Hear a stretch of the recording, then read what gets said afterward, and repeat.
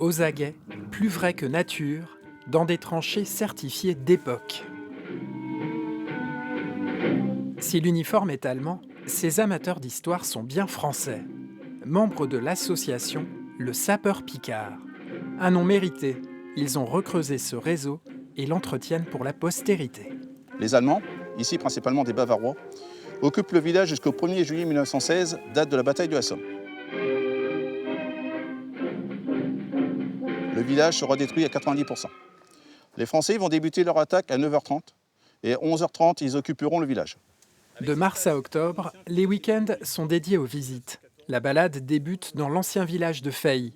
Quelques pierres témoignent des ravages de la guerre. En contrebas, la nature a repris ses droits. Mais gare, il faut vérifier où l'on met les pieds. La bataille se rappelle à nous. 100 ans après, la terre picarde continue à cracher sa moisson de fer. La guerre, elle est toujours là, il faut toujours se méfier. C'est pour ça qu'on dit, surtout aux visiteurs, donc notamment pour ceux qui ne sont pas d'ici, faites toujours attention où vous mettez les pieds. Il n'y a pas des accidents tous les jours, mais on est à peu près ici à 1 tonne de métal au mètre carré, au plus fort de la bataille. Donc des munitions comme ça, il y en a des millions ici. Il faut compter à peu près en moyenne 25 obus qui sont tombés. Donc ici, nous sommes dans la deuxième tranchée. On la devine encore, il y a encore les traces. Elle n'a jamais été rebouchée. Le terrain est resté tel quel, sauf que bon, c'est le ravinement naturel. Et donc avec les branchages qui commencent à la combler. Cette torpille aux ailettes caractéristiques était propulsée depuis la tranchée grâce à un obusier devenu fameux, le crapouillot.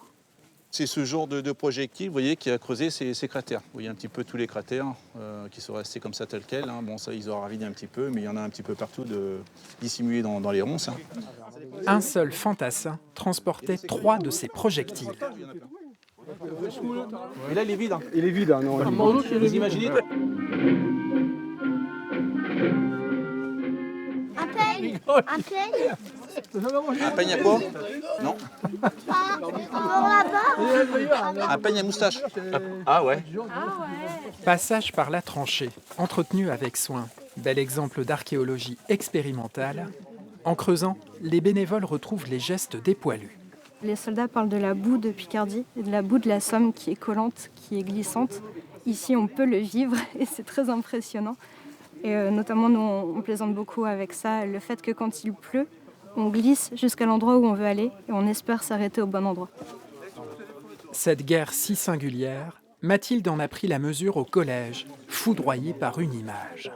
Ça débutait en 5e, j'étais au collège et ma professeure d'histoire nous a montré le blessé d'Autodix, qui est une peinture assez prenante où on voit un soldat qui se tient le bras et qui est en train de hurler.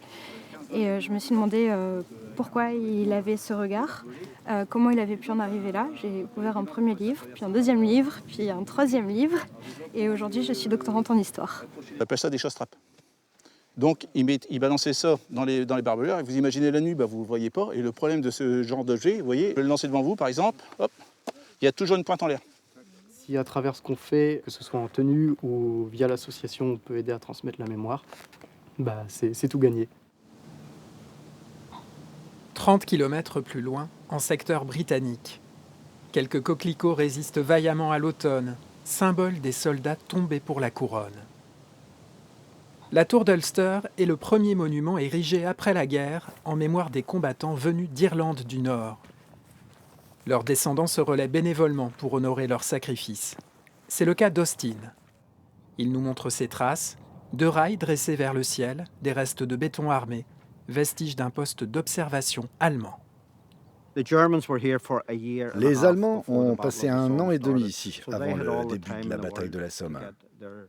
Ils ont eu tout le temps de préparer leur défense.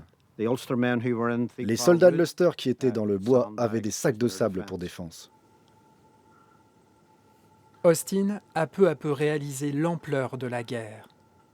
Son grand-père racontait qu'il avait échappé au massacre parce qu'il courait trop vite pour les Allemands. David Watson a vécu 99 ans. Son grand-oncle, Frank Chevers, n'a pas eu cette chance, tué dès le début de l'offensive, le 1er juillet 1916. Être ici, c'est un honneur. Et c'est un privilège de raconter aux gens ce que les hommes de l'Ulster ont fait ici le 1er juillet. Cette histoire est vénérée par les Britanniques, pour qui la Somme est le symbole de la guerre. Elle demeure méconnue des autres Européens. Dialogue avec une touriste espagnole. L'armée britannique a perdu 60 000 hommes, dont 20 000 morts. C'est si dur d'imaginer que tout ça est arrivé en une seule journée. Le bois voisin a été aménagé. Des tranchées ont été restaurées. Austin y emmène les curieux. Le bois mesure 1 km², mais il y a 55 km de tranchées à l'intérieur.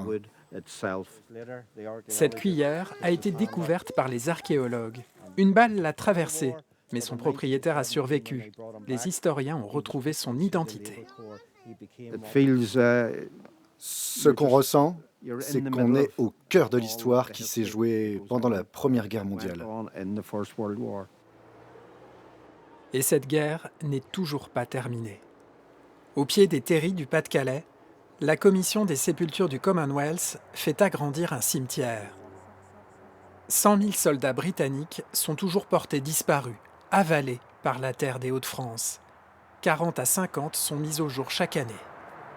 On a à peu près 50 000 soldats du Commonwealth qui sont tombés entre 1915 et 1917 dans cette ville autour de Loos pour défendre la liberté des Français à l'époque, puisque c'était une zone occupée.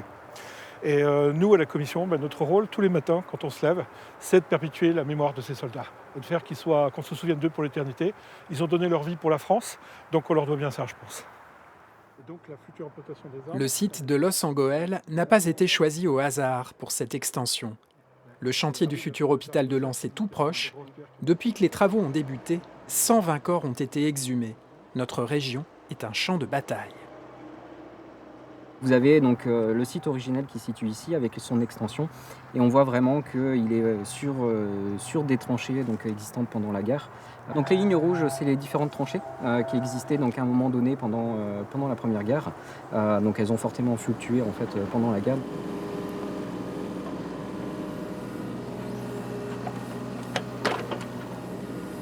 C'est un chantier qu'on fera qu'une fois dans sa vie. Et quand mon chef m'a dit « tu vas faire une extension de cimetière anglais », j'ai dit « ah ouais quand même ». C'est bon. C'est vrai qu'après on contribue, même si c'est plus de 100 ans après, à respecter en fait tous ces soldats qui ont donné leur vie en fait pour la France. Un siècle a passé. La der des der, cette guerre qui devait finir toutes les guerres, n'est pas oubliée. Les gardiens de la mémoire veillent et préservent le souvenir de ces hommes tombés par millions.